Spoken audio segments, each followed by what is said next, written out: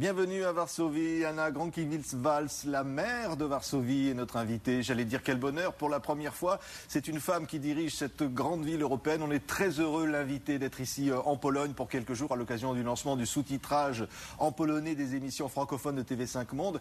Merci Madame le maire. Et d'abord, je regarde sur un magazine, je vois Building Fever. C'est une interview de vous. Ça veut dire qu'il y a la fièvre de construire dans cette ville. Tout à fait. Tout à fait. Actuellement en Pologne, il y a beaucoup d'investissements qui se réalisent. Pendant quelques années, nous avons à dépenser quelques 4 milliards d'euros pour les investissements et de taille. Avant tout, il faut construire deuxième ligne de notre métro. On est en train de construction d'une rocade importante qui va relier le deux rives de la Vistule. Nous sommes en train d'acheter de nouveaux autobus et d'investir dans les transports urbains. Nous allons créer également une sorte de RER à la polonaise, à la varsovienne. Justement parce que c'est l'essentiel, ça se bouchonne parfois. Mais c'est également en vue d'accueillir des visiteurs, pas uniquement pour les habitants. Ce sont des investissements d'importance également au niveau des crèches, des écoles maternelles et des écoles en tant que telles que nous avons encore devant nous. En 2012, le football, parce que ça va apporter beaucoup, cette grande compétition. Vous êtes prêts pour ça ? Nous sommes prêts. Et puisque le stade est presque terminé, en même temps, il faut aménager les alentours. Nous avons également à reconstruire, à rénover quelques bâtiments qui se trouvent dans les parages. Il y a toute une série d'investissements à réaliser dans le coin. Et ce qui va nous rester après le championnat d'Europe. Et c'est ça qui fera notre patrimoine. Je l'espère bien. Il est évident également, c'est pour la première fois qu'on va commencer d'ici quelques mois. La présidence polonaise va commencer et ça va apporter également du boulot à nous, Varsoviens. Du boulot, comme le dit notre traducteur, très simplement, parce qu'ici, il y a une volonté de construire, mais j'allais dire à Varsovie, il a toujours fallu construire et reconstruire. Évidemment, c'est une ville marquée par l'histoire. Et il a fallu tout refaire. Le centre historique a été entièrement rebâti. Mais vous avez voulu garder finalement cette trace du passé dans cette ville. Oui, et en 1945, on a commencé les travaux de reconstruction, mais selon les vieux plans, et on peut dire en ricanant que notre vieille ville est très neuve, très récente, et grâce à des plans anciens, à des esquisses des artistes, même 18e, on a pu reconstruire certains quartiers. Et ceux qui viennent ne sont pas tout à fait conscients du fait qu'on retrouve parfois les mêmes briques, les mêmes pierres qui nous ont servi à la reconstruction. Dans les années 40, 50, on a reconstruit ces vieux quartiers, la vieille ville, des quartiers tels que Muranov, où se trouvait avant le ghetto. Et les habitants ont commencé à revenir, à regagner leur ville. Et sans oublier également ceux qui ont été chassés de Varsovie après la chute de l'insurrection de Varsovie en 1944. Et d'ailleurs, je crois que vous avez le projet de faire un centre de mémoire pour les Juifs polonais. Oui, absolument. C'est pour la première fois qu'on a commencé les travaux du musée des Juifs, de l'histoire des Juifs polonais. Et ça va être terminé d'ici un an, probablement. Et ça va porter ce musée.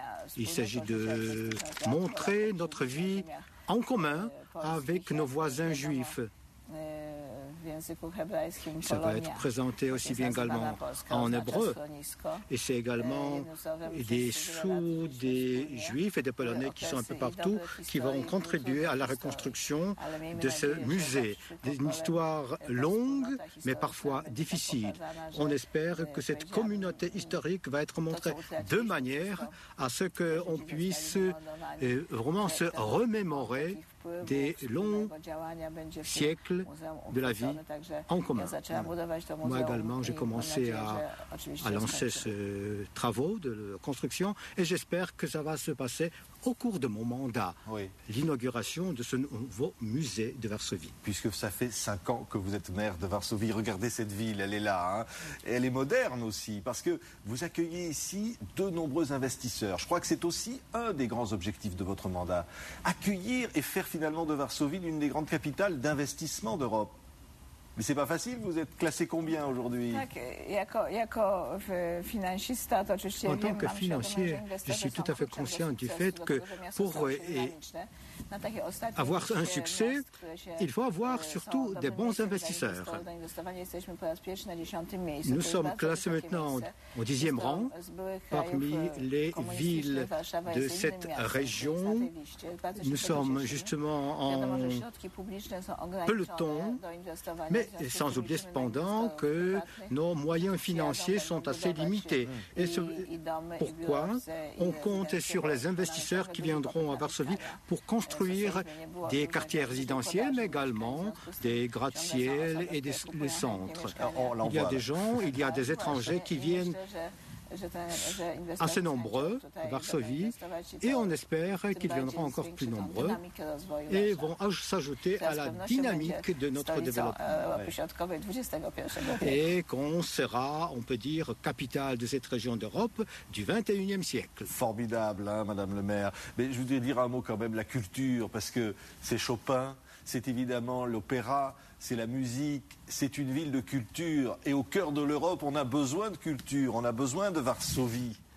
Varsovie, c'est le poumon culturel de l'Europe. Oui, absolument. Absolument. Et on met l'accent. Maintenant, on veut justement être nommé capitale de la culture européenne.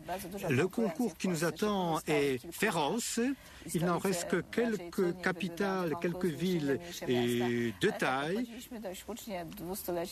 Et sans oublier justement qu'on venait de dire, l'année dernière, on a célébré le bicentenaire de la naissance de Chopin, dont le père, tout le monde le sait, était un Français, mais qui a passé son enfance à Varsovie, donc se promenait ici.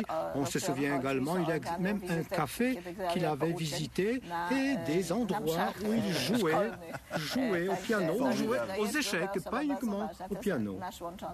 Voilà, donc les liens, sans oublier bien sûr Marie Curie-Skłodowska. Bien sûr, un mot, vous parlez français, alors un mot simplement, parce que vous avez fait comme vos études aussi à la Sorbonne. Oui, j'étais il y a 30 ans à Paris, à Sorbonne, j'ai dû passer un examen de français à l'époque à l'ambassade française. Et vous avez bien réussi.